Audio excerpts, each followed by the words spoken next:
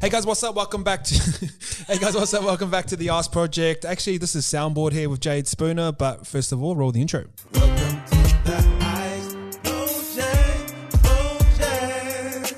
Welcome to the Ask Project. Hey Jade, how are you? Hey, I'm good. It's been an exciting couple of weeks. Yeah, it's been a crazy couple of weeks. I'm busy. You can feel the end of the year coming, isn't it? Yeah, I know. I've actually spoken to a few people, and a lot of people saying they just mentally clocked off. There's something about this time of year, hey? I've mentally clocked off as well, and then we've gone from lockdown into pretty much the wettest season ever, and it's just like you kind of want to have fun as well, but then just trying to balance it all at the moment. I feel like as well around this time of the year, you get really reflective on the year that was. That is true, isn't it? Like I saw you were doing like a roundup of the year this week, and even myself, like I was just sort of thinking about the year that was and then next year and stuff. And I really think people should like re-gear in December. I think it's a good time to just like fill up the gas tank. I think we're going to be taking about 3-4 weeks off. So yeah, fair. It's probably the longest break I've taken in a while. Yeah, Ecolution closes for 2. It's a bit tricky because like start of the year for health and fitness industry is massive. So obviously like you've got your public holidays, but we're even doing like a system up there where people are still going to be on customer support even over Christmas time and stuff like that. Oh, that's cool. Yeah.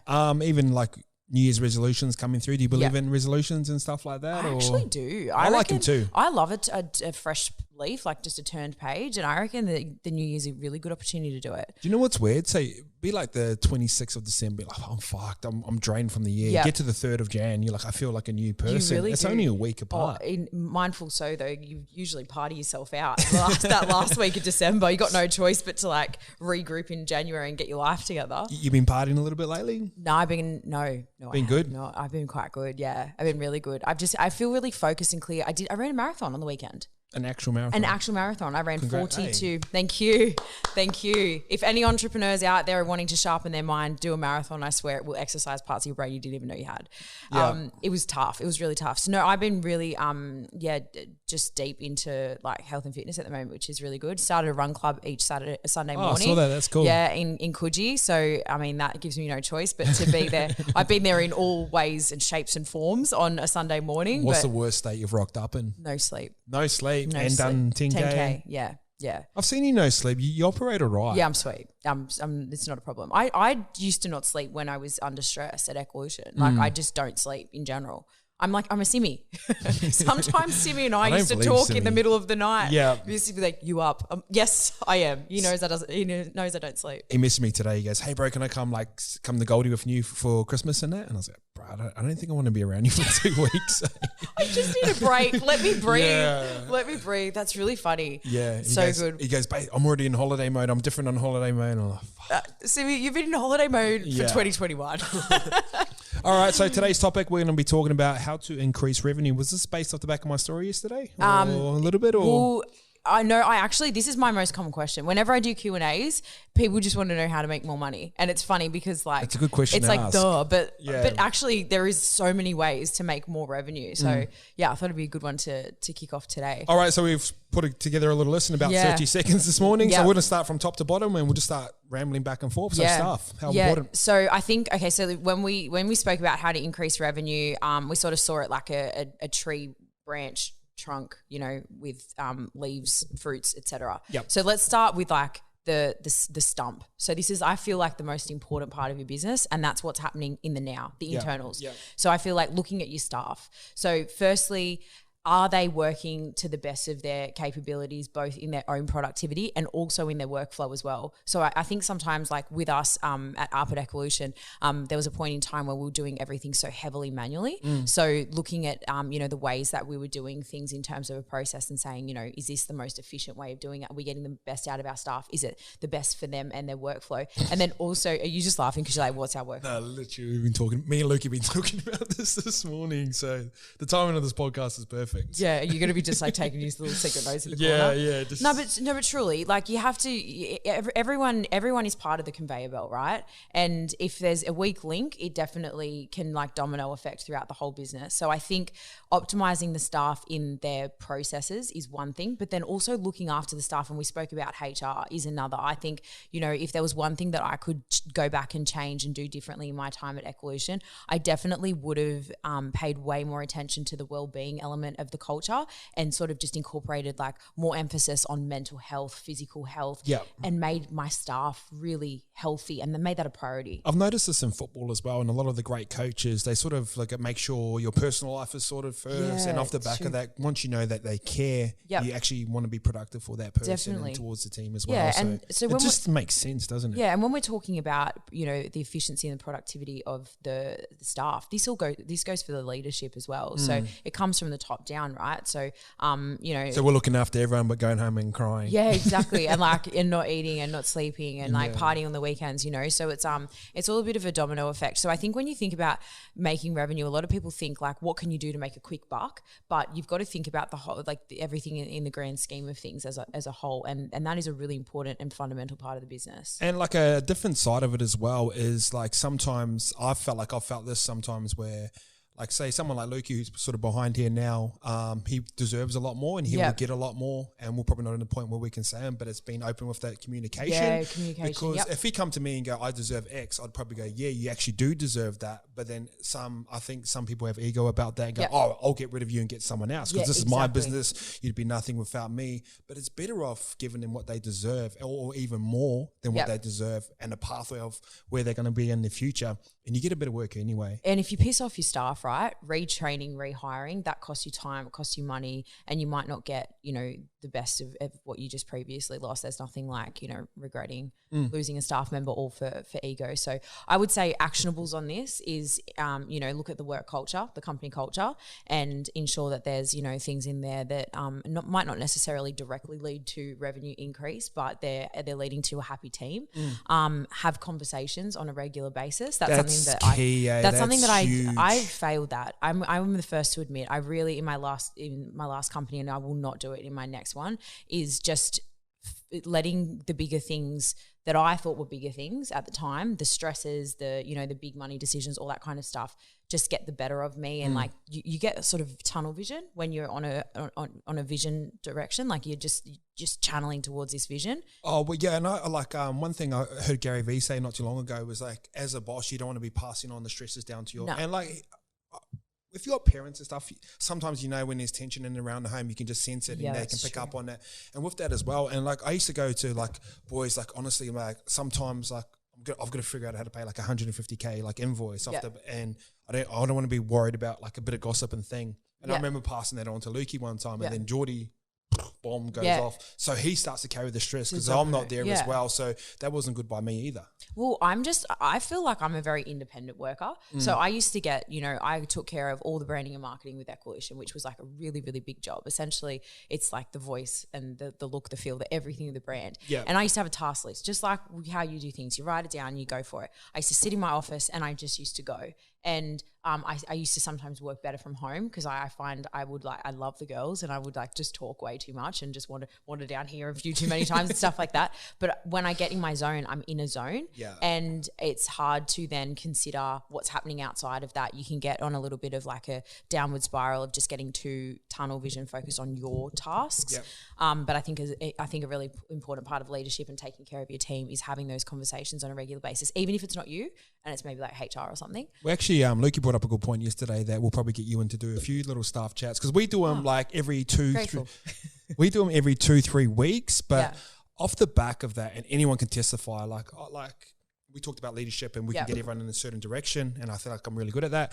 After those staff meetings, all the boys just fire, but like it's got like fuel gauge to it. So the boys come out firing and they go steady. Then after like a week or two, it sort of goes back to an old habit. So, well, like considering in the context of like say football, for instance, I mean I don't know the first thing about the teams, coaches, etc. But I'm assuming that coaches have their own style, right? Like a Wayne Bennett wouldn't be the same as like a Shane Flanagan, I'm guessing. But one of the common themes is the one that you've talked about, that they actually care about their players first and foremost before football. Yeah, but in terms of like, you know, discipline, execution, like, you know, instruction, things like that, I feel like delivery style can be really different. So I think sometimes that diversity in leadership is really good. That was what was always really good about Amal and I. We were always like a yin and a yang. Yeah, good cop, bad cop. Agree. It's like she'd be like, rah, and then they would be like, Jade, and I'll be like, well, she said it.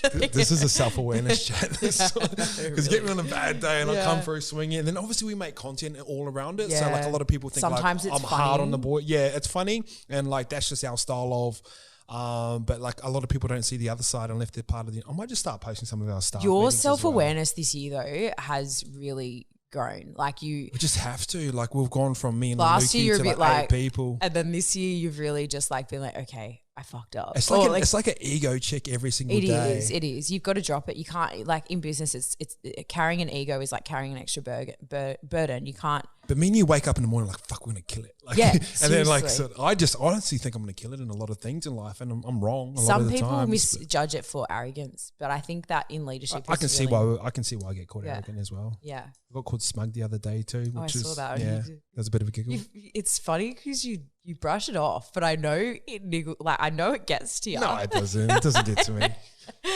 Yeah. But the thing is, like, I've always found with this is the balance. Like, I get 10 times more compliments than I do that as well. So we always talk about balance in the office and bring yourself back to center. Yeah. On that note as well, when we're talking about in the office, so thinking about increasing revenue as well, like expertise is really important. So sometimes you can get really scared away by a big salary, and the big dogs cost, you know, like if I was to go and present myself to a company now, I'd put a fee. It'd be a big fee because I believe in the value that I bring, and the experience I think is priceless, but I can ensure what I would deliver. Results. Yeah, the results. So it's like there's an ROI, if not in the immediate, in the long term sort of thing. So I feel like investing in staff is something that is really important. And if you're in a position where you don't have the capital to inject into staffing and hiring the experts, then self-educate. You know, get the best at your craft or at your whatever, so you can be that sort of engine for the actual business. So we've got a saying around the office, like mutters, obviously you carry a bit of extra weight. I mean, Leaky joked about this morning, like we've got a bit of mutters around the office. Like there's a bit of extra fat that not necessarily we need to cut. We just need to bring some other people to balance it out. So yeah. All right, next topic, tech. This is probably your expertise. Yep. So in tech's just scalable, eh? Oh yeah. So there's a few different elements of this. I've experienced the benefits of increasing revenue through tech, both internally and externally. So through a better customer experience. So we took the very manual process of giving meal plans out via a PDF, via email, chatting via Facebook Messenger, and turned it into a mobile app. So the experiential factor of that whole, the onboarding to the weekly coaching to the interacting with your coach, etc., seeing the meal plan, getting, features like grocery list, water tracker, all that kind of stuff. That beefed up our service, right? And we charge less to do more now through tech. Internally, what that meant for us was sometimes it used to take us 30 minutes to do one meal plan. This is one meal plan for one client for 1 week. Sometimes it used to take us that long. You get a vegan that doesn't like X, Y, Z, and you just rooted. Like we just knew that was doomsday for us. We turn into tech, right? And we put everything into tech and we put everything into algorithms and stuff. Yep. It takes 0.3 of a second to generate a meal plan now, regardless of their food preferences. So the database building did take some time. So I mean, like, consulting with a tech company and whatnot, you'd go through the nitty gritty of your business specifically. But I've seen the benefits increasing revenue through both customer experience and both staff productivity. So that's really at a high level, elite level. Yeah. What about for the basic person, the entrepreneur that's listening to this that just wants to get started? It can be Shopify, emails. Yeah, I was just about to say. So going back, right? So you don't need to spend millions of dollars on creating an app. Yes, that might be the end goal, but reverse engineer back and start with exactly how we did. Just start trying to get more customers, and getting more customers can come through e-commerce, like through just building. I remember we went from I think we had like a Squarespace or something website, and then built the Shopify website.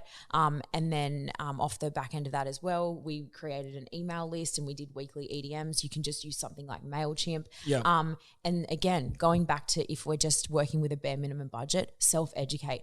I am the worst when it comes to technology, the absolute worst. But even in my consulting, I'm able to sort of find tutorials and things like that on YouTube and whatnot that can educate my clients on how to use just the very basics. And really basic stuff is make sure there's sign up forms and on your e-commerce. Always be collecting emails as much as you can. If someone comes onto your website, you should be trying to get, if they don't buy, get their data, get something, get a phone number, get an email, so you can actually market to them for free. Yeah, and off the back end of that as well, map out the customer journey. So, from prospect, from lead to prospect to maybe a first time buyer to then their journey after that. Some of the great marketing emails I've received was, for example, I got an email from Roses Only. Yeah, they're just down the road, eh? Yeah. Yeah, I got an email from Roses Only like a month or so ago, and this is usually awards time because it wraps up like end of financial year. So Amal and I always get flowers for each other whenever we're nominated for something or whatnot. And Roses Only sent me an email and they're like, this time last year you bought this. Oh, Little things like that. Birthdays and marking like seasonal calendar events like, Valentine's Day, like 2-for-1 deals. Retargeting off the back of ad cards. Like so much money you can make, and the whole theme is just to increase revenue.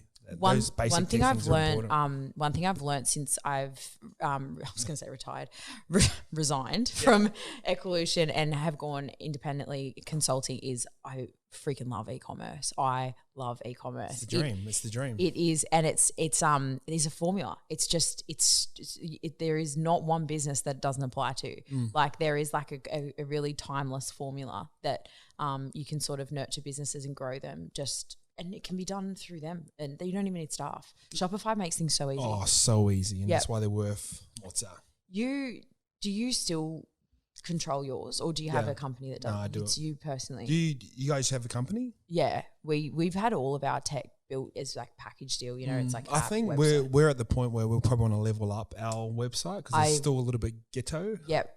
Oh, yeah, I would suggest that. Yep. Yeah. Does it increase rev? Yes, I think even like adding things like multi-buys, suggested pairing items, things like that, even capturing your audience. So like because you bought this, you might like this, and you send them, something a little bit that it's customer journey is pretty integral to that.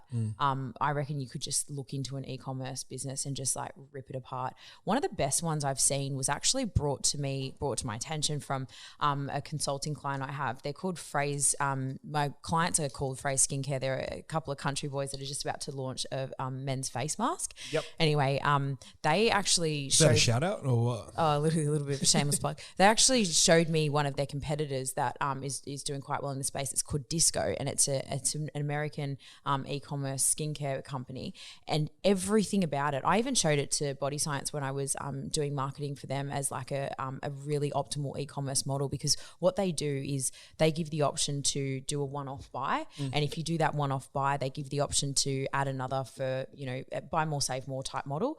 And then second to that, they give you an option to do an every 2-month subscription. So they're capturing the buyer through, there's no way someone would buy just one unit because of how the options that they give to buy additional units. Like it's crazy. It's a really, really good model. So it's a combination of both subscription and multi-buy at time of purchase. So you kind of get a bit excited and you're like, oh, just buy more, save more. Yeah, that sort of thing. So it's, a lot of people hear tech and think apps and super like get scared off the back of it. This rolls nicely into content. And tech can just be social media or anything along those lines as well. So how important is content to increasing revenue? Well, I think you're a really good example of that, because I feel like your content has led to that digital, like that ecosystem, that online ecosystem and that community online. And really like we were just talking about it before, the simplicity of some of your best sellers, and really it's just like people buy into brand at that point, don't they?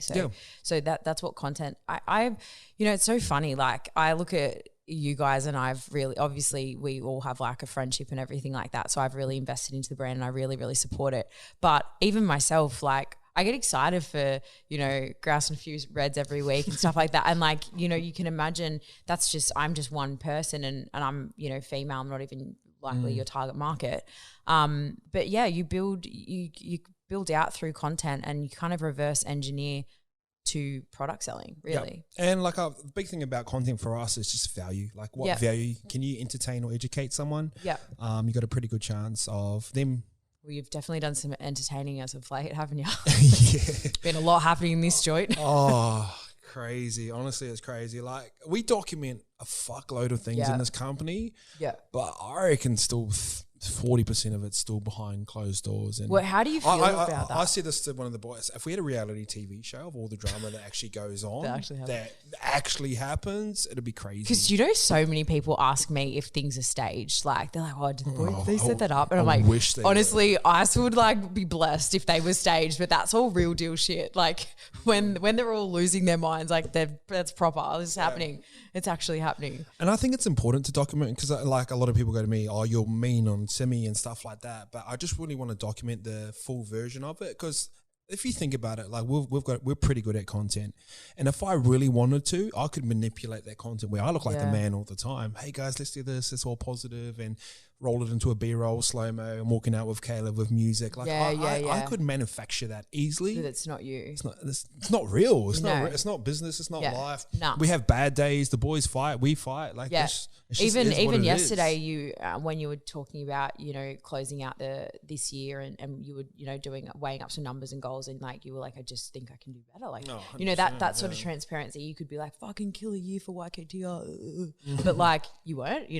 I think that vulnerability. Yeah, content is branding, and you construct it as to how you want to be perceived, right? I always say we don't manufacture drama. I feel like drama just seems to find us somehow. It does, yeah. But show me a movie without any drama. I'll show you a movie no one's watching. There's always a plot twist. Yeah, there's always something. Imagine just a movie where everything goes perfectly all the time. Like, mate, welcome to our love life.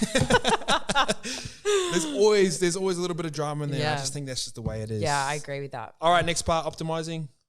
What's that? That was optimizing just like how you systems. Systems and things like that. So I even know like a lot of my clients, for example, that come to me, I'm like, so where do you store emails? Like, oh, like we don't. Like there's a lot of CRM programs like we used to use back in the day, Zoho, for example, really light, small subscription fee on a monthly basis, and you can store as much data as you want to collect from your leads. And I think collecting as much data as possible is the best avenue for really understanding your people. And we also discussed as well another way to generate more revenue as well is like if you have customers or if you even have a target market, go talk to them, ask them what they think of your product and service and things like that.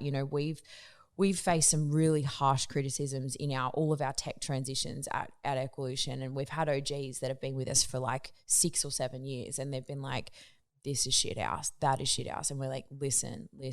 Like, and you just, and that's hard, eh? It hurts. It hurts. There was one point where we dropped like $1 million on like a whole, revamp and everything like that, rebranded it. And some people were like, we liked the old app better. And I was like, get the fuck out. Are you serious? We just spent $1 million on this. I know. Yeah. So like sometimes it's hard to digest. One thing I wish I did a little better is product reviews and emphasis on that as well. It's a great retargeting marker for middle of the funnel as well. Yeah, it really is. And I feel like if people are cranky, that's when they get the noisiest. And the bigger your company is and the more interactions you have, you can expect for you guys, even like bad press, like that's an expectation, right? It's just going to happen. Like you got a number of different personalities, you get higher in the food chain, like some things are going to come your way that you're like, oh, that's a bit fucking harsh. But ultimately that's what happens when you get a bit more of a spotlight on you. And similarly to us, when we got more clients, there was a few more, you have a little fuck up or something like that. Something goes wrong with the tech. It goes down for a couple of hours or anything that could potentially go wrong. And something goes wrong in every single business, even the elite. Some people just are vocal about it, and I think the worst thing is to hide from it, eh? It is, yeah. I used to take it really personally because I was in customer service until the day I resigned. I was on the back of the info at Ecolution emails, which so many people find. Oh, really? Yeah. Some people would be like, can I speak to the manager? I'd be like, she here. But yeah, so just asking your customers about their experience and incentivizing their feedback with, a coupon code or something to, we over deliver when we like, well, I've had like I've been threatened because people missed out on hoodies and like, bro, next time I'm going to knock you out and stuff. Like, it's been crazy. Okay, fine. Come in here and take the mellow, for God's sake. The mellow hoodie. There's a Jade hoodie, you can take it. Yeah. But stuff like that. And like, well, you just got to own up and be apologetic as possible and like try and, I've always been big on over delivering because if we over deliver in that, we don't have to spend like CAC or customer acquisition costs to get a new person. And it's easier to sell to an established customer base. See, I was a little bit more fortunate than you because you are very much like behind the brand and like you think Isaac John, you think YKTR. You can get to me pretty quickly. Yeah, you can. Yeah. Whereas, hey, motherfucker, where's my hoodie? Where's my hoodie? But with Amal and I, we didn't personally assign with the brand of Evolution. We were like, obviously we were steering the wheel, but we were not really like the face of it, as so to speak. You know, our customers were. Again, going back to customer and revenue generation, I've spoken a lot about this on my Instagram, in my Q&As and whatnot, making the customer champion your brand. So, you know, things like just extra Instagram exposure or transformations and validation. It's very difficult because you're a service, aren't you? Yeah. So the customer's the hero, like they are. call it like the hero product. Yeah. And don't be afraid to give free shit either, you know, like even in all my my businesses who are going through like soft launch or something like that I consult for, I'll just say give yourselves a budget. You know, if it's like a t-shirt company, give yourself like 50 t-shirts. If it's a face mask brand, give yourself like 50 face masks and just gift them. If they don't post, they don't post. But you're creating that relationship and you're putting your brand out there for potential exposure to like more people. And a good strategy off the back of that is to like, say you've got 50 giveaway, like give 10 to a certain demographic, say like from 0 to 5,000, 5 to 10,000, 10 to sort of 25, and then sort of track that as well. So if even if you do want to give them like discount codes, so you'll find maybe the micro influencers do better than the big influencers as well, and you can actually track it back into your Shopify. Oh, this person's got me 5 sales, and then you can figure out who you pay to post. Don't be afraid to gift, and that could mean anything. That could even be, you know, I think of like a tradie, for example, right? And say you've been servicing, you know, Susan and the Smith family in the Shire for like 40 years or something like that. Just say, you know, comes Christmas time, Susan, do you have anything that needs fixing? I'm going to do a complimentary like service of some sort. Like, you know what I mean? Like there's different ways that you can make, you know, that customer relationship really work for you, and create referrals. And that's another integration too, referral benefits. Do you know what a good way to increase ad revenue is? Podcast ads. Oh yeah, I was like, I've got you here. Go. I get the go secret. on. Hey, all right, guys, this podcast is brought to you by Manscaped, the 4.0. I'm going to flick this back to Jade. How important is a well-groomed man, or do you like him? Love a well-groomed man. See, I'm no stranger to the European and the Mediterranean men, and I find that they always need a bit more of a grooming, and they definitely like it. So I'm fond. So you'd rather have them groomed, yeah. Like, apparently adds a bit of length as well. Or who knows? I like the old a little bit of stubble on the facial hair. Yeah, but I think everything else. Does that hurt kissing? Nah. No. Nah. Just got your mouth wide open. Yeah, I'm like, give it in. I'm usually so in love with that point anyway. Remember, you know me. No. All right, guys, 4.0. Use my code ICE. Is that free shipping as well, Lukey? I might need a code. 20% off ICE. Copper guy one. Could be a little Christmas present for you. But yeah, my new man.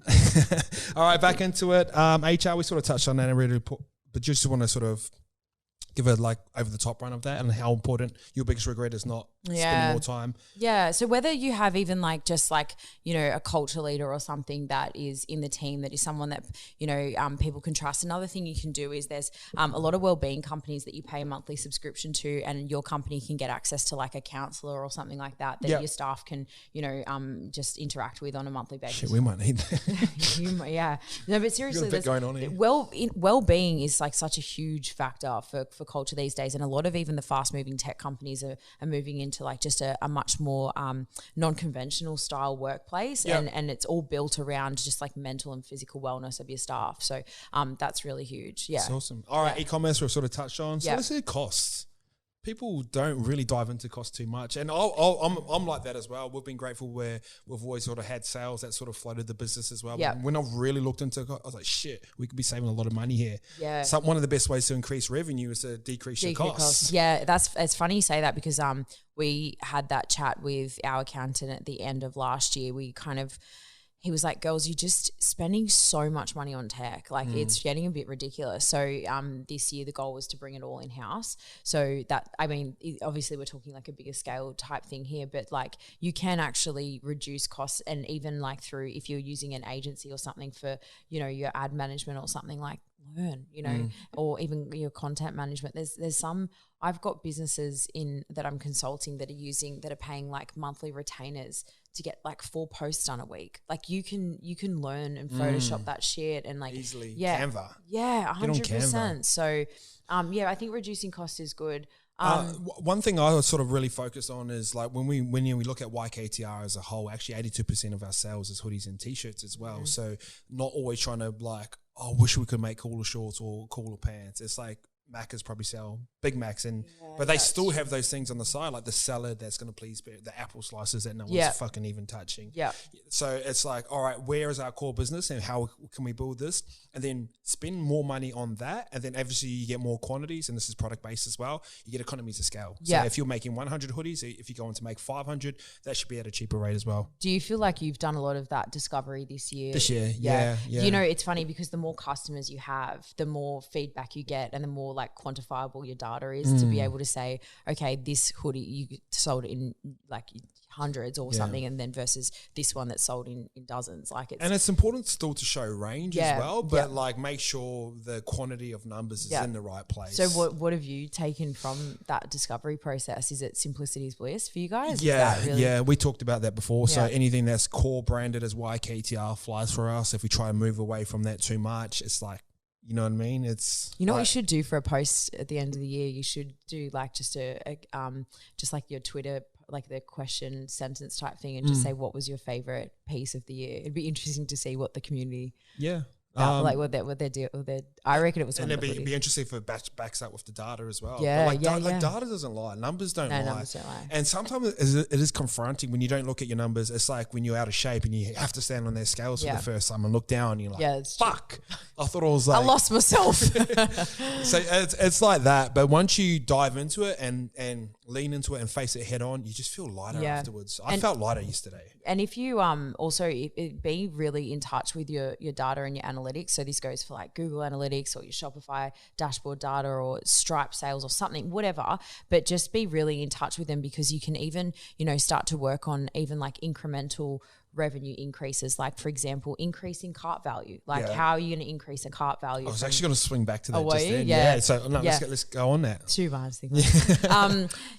So increasing your cart value as well. So like adding multi-buys or, you know, even upsells, all upsells, or because you bought this, you might like this. And like I'm a sucker for them. If I get to the checkout and there's like, you know, those socks to go with those shoes, I'm like, if I can need a few more pairs of high socks or something like that, you know, like. And if you really pay attention, upsells are everywhere. You go to Macca's, get a burger. Do you want fries with that? When you go get petrol station, there's those chocolates. Oh, do you want any of these too? And all that's trying to do is increase. And that might only be a $10 increase in average order value, but you times that over 10,000 people, you're making like $100,000 extra. And then we think that's potentially 2 staff wages. I think like I know Body Science did it quite well with, like, for example, even just like sachets. So they would have a smaller version of the bigger product, and it would be like a do you want fries with that sort of thing at checkout.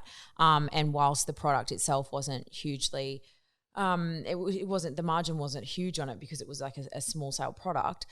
It potentially excite someone to come back and get the full version as well. So those surprise and delight things when you have an e-commerce website, like say for example, if you guys, I don't know, say if you got Body Science or Vibe or something to sponsor your next drop, that you could chuck like a protein bar in every order or something like that. And those little surprise and delight things are like, they're not directly increasing the cart value or anything like in that particular sale, but it's just increasing the customer relations. And experience as well. So big thing, and we actually just talked about this morning. So our big play that we're going to go next year is obviously socks and hats. Oh, mum. Mum's FaceTiming.